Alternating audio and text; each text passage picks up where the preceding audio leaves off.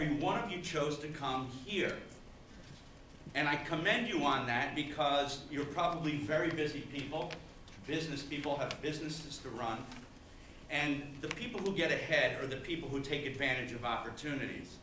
So the fact that you chose, out of all of the places that you could possibly be, to come here, I compliment you on that, so give yourselves a round of applause.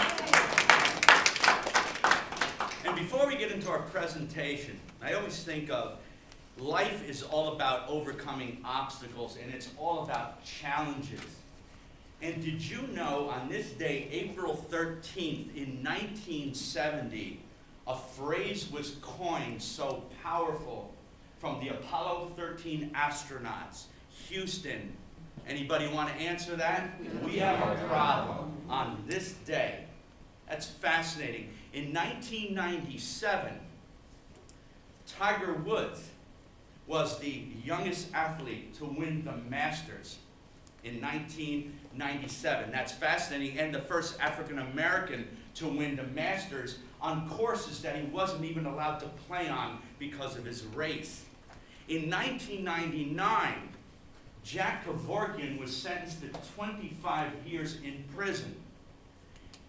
And if you think about what a brand is, he was coined Dr. Death. Not Jack Kevorkian, but it's all about branding. So I want to tell you a little bit about me.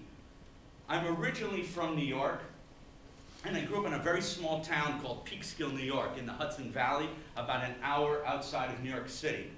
And I wanted to go to art school and writing school there, and I was told by my father and my guidance counselor that I wouldn't make it. And it wasn't one of those tough love things. It was, George, you're a big fish in a small pond. You're never going to make it there. And how many people have told us in our lives what we're not able to do? And so I didn't go to New York City. I went to a small school in Farmingdale, Long Island. And after 2 months there, I knew I needed to leave.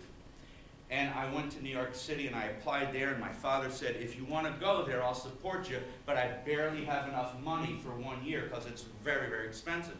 And I said, Dad, I really want to go here. I believe this with all my heart that I need to go there. And so I did.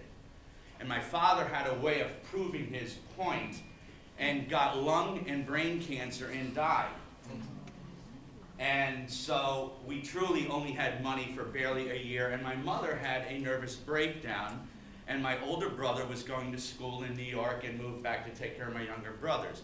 It's not a pity party, it's not a sad story, because I guarantee you we all have things in our lives that we think of and that conjure up memories that are way more powerful than a lot of brands out there. But I really believed that that's where I needed to be. I never felt like I belonged in a place more where I was with people, creative people, and it really was invigorating to me. And one day I got called down to the dean of students, and I didn't know back then, I was too naive to think that that could be a bad thing. And the dean of students said, hey, George, how are you doing? We heard your father passed away. And I said, yeah, I'm doing all right. And she said, are you going to continue here? And, you know, how are you doing for money? And I said, you know, I really haven't thought of that. And she says, well, all of your teachers have been talking about you, and they met with us and said that if there's anybody in our school who's going to make it in this business, it's going to be you, and we're offering you a full academic scholarship. And I was blown away. I was very complimented. The criteria was that I needed to have a 3.5 average